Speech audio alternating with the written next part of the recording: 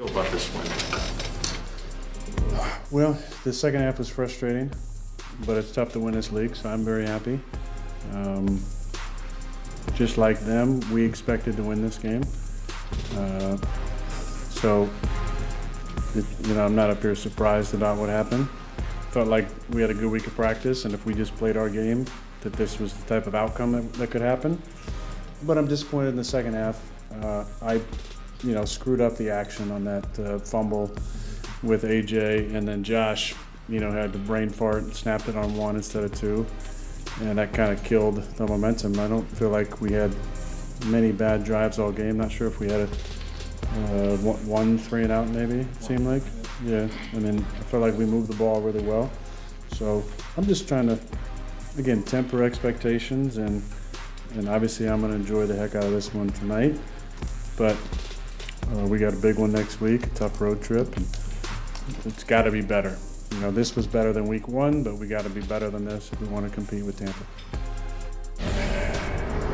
Hey, look, they got the victory. I understand. And not every game is going to be perfect. 27-10, you look at it and say, that's just a classic butt-kicking football score. That's an old school, I kicked your butt, 27-10. Now, as we've learned, that would not be a safe lead in today's NFL in the fourth quarter. But if that's the score at the final gun, I've kicked your butt, I've won. But they do have things to work on, because they're not going to be able to take that total package into Tampa Bay, Myles, and expect to win the game there.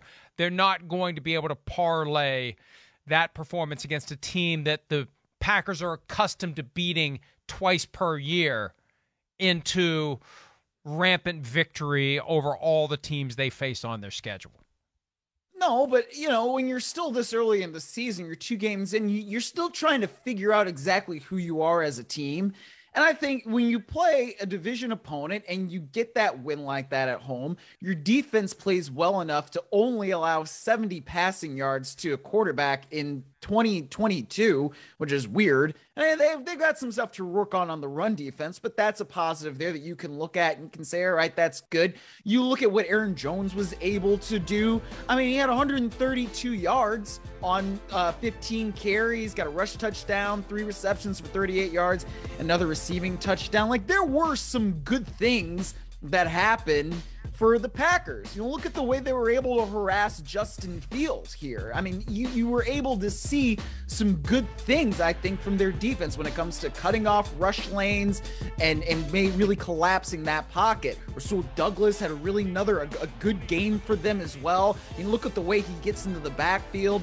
I think that there are a lot of positives to take away from Green Bay from that standpoint. This is what you want to do. You want to be able to control your division, and that's the way they have started this season, at least against the Bears, right? That's the team you want to continue to own. Win the games you were supposed to win on your schedule. They did that. You can still get better. You may not be able to beat the Bucs like that, but you can still take things away in a positive manner, I think. And there was a moment in the fourth quarter where the game was still in dispute. The Bears were driving for a touchdown. There was the effort by Justin Fields to reach out and hit the pylon with the ball. That's always risky, because if you lose control of it and it goes out of the end zone, it's a touchback. But his knee was down. They had the fourth down play. I don't know why they were lined up in shotgun. A lot of people upset about that, and rightfully so. You line up and you bash it through. And then there was the question whether or not he actually got across. There wasn't a clear shot of the ball breaking the plane. There's the lunge on third down that came up short. And then the fourth down play, again, out of shotgun formation, and a long delay after that to determine that the ruling on the field was correct, that it was not a touchdown. That gave the Packers the ball back.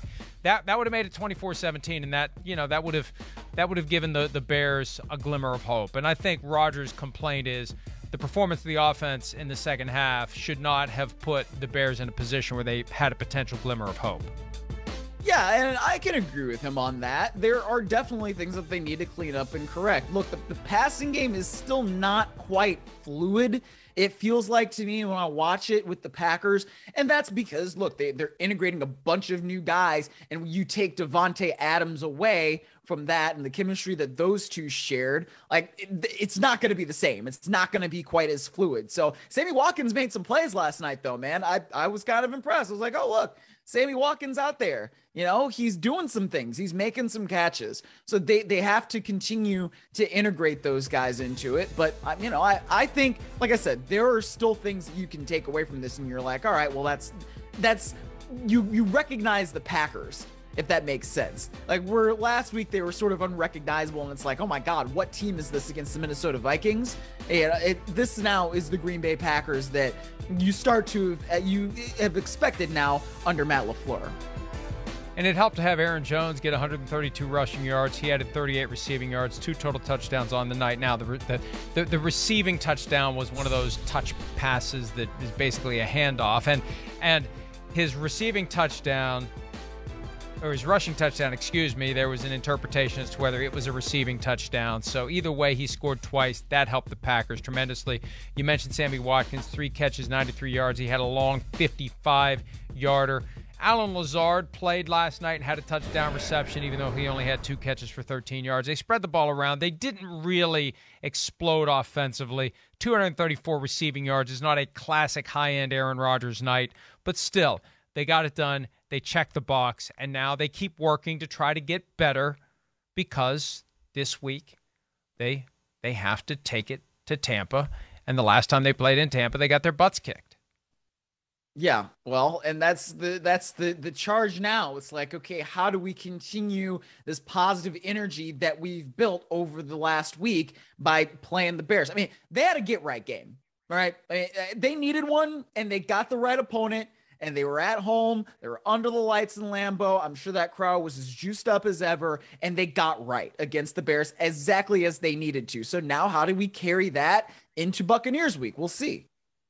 Hi, it's Mike Florio. Thanks for watching PFT on YouTube. Hit subscribe for the latest news and analysis from Pro Football Talk.